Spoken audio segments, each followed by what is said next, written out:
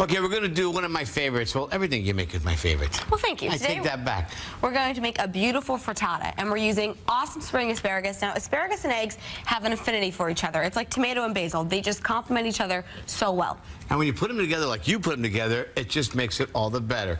And the asparagus right now we're using is little pencil asparagus. They're called pencil asparagus because they're nice and thin and they're beautiful. When you buy green from top to bottom, very, very important. And here's the key now. When you bring them home in the refrigerator, be used up right away. Look, Stephanie, these are so wonderful. I know, they're beautiful. And they cook quickly, too, huh? Very quickly. So what I did first, I sauteed those on the side. And then in this pan, I used a non-stick pan, and we just had some scallions cooking in here. And then in a bowl, you whisk together the eggs, the Parmesan cheese, and milk. Now, because you typically see asparagus with eggs and Parmesan cheese, I was pretty generous with the cheese when I was whisking it together. I like that. And then we put it in this pan.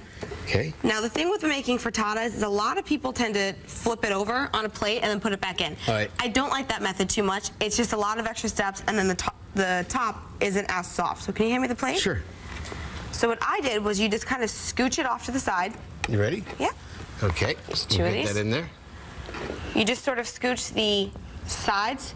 And that way you see how the top stays nice and runny and nice and soft. Perfect. And then you just serve it just like that. And then a little bit of pepper on top. And we had some extra asparagus, so of course I put it next to some beautiful Italian bread. And where are the forks? Because I'm going to dig into this room right now. That is absolutely beautiful, Stephanie. Look at that. You got the softness of the egg and the flavor. Eggs are supposed to be soft. Thank you, Bella. Beautiful. Breakfast, lunch, and dinner. Ciao.